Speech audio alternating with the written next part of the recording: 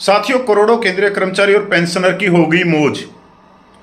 सीधे वेतन और पेंशन में 3% की जबरदस्त बढ़ोतरी। बिल्कुल आप ठीक सुन रहे हैं। अब ये 3% की बढ़ोतरी क्या है? यह है डीए की, जो महंगाई भत्ता है जुलाई 2025 से। साथियों, क्या वास्तव में कर्मचारियों की मौज होगी? क्या कर्मचारियों के लिए बल्ले बल्ले की खबर है ये? नहीं साथियों, मैं इसको दूसरे तरह से रखना चाहूंगा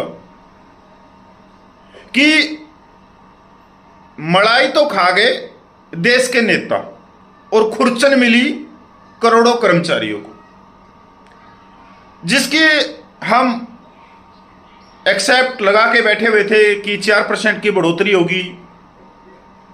और गोदी मीडिया ने भी कुछ इस तरह से दिखाया था, फिर कोट टाई वालों ने इस तरह से दिखाया था।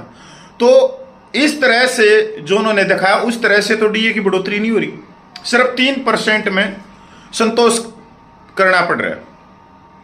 अब ये जो मैंने कहा कि मलाई तो खा गए नेता और खुरचन लगी कर्मचारियों के हाथ में, करोड़ों कर्मचारी जो देश के विकास में भागीदारी निभा रहे, जो घर से 8 बजे निकलते हैं, शाम को 6 बजे घर वापस पहुंचते हैं, जो कर्मचारी देश की रक्षा करते हैं, बॉर्डरों पे खड़े रहते हैं, हर एक कदम पे कर्मचारी अपनी ड्यूटी निभा रहा है, कर्तव्य कर रहा है, पर उनके बारे में कोई सोच रहा है? कुछ नहीं। अब मलाई देखो कैसे खाई।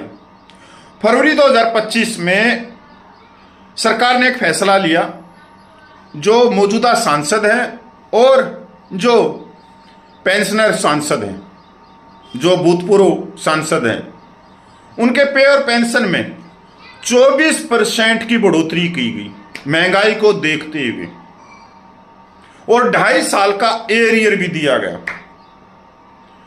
साथियों, ऐसी खबरें आपको राज्य सरकारों से भी मिलती रहती हैं और केंद्र सरकार से भी मिलती रहती हैं कि जो विधायक हैं, सांसद हैं, भाई महंगाई ज्यादा होगी तो उनका वेतन और पेंशन बढ़ाना चाहिए, और बढ़ा भी देते हैं। 5 साल में 2 बार भी बढ़ जाता है। अब कर्मचारी वर्ग को देखो, 10 साल में 1 बार बढ़ता है। यहां तक 18 महीने का डीए जो 34,000 करोड़ रुपया हजम करके बैठ गई सरकार, वो आज तक वापिस नहीं किया गया। अब वो 34,000 करोड़ रुपया कहां गया?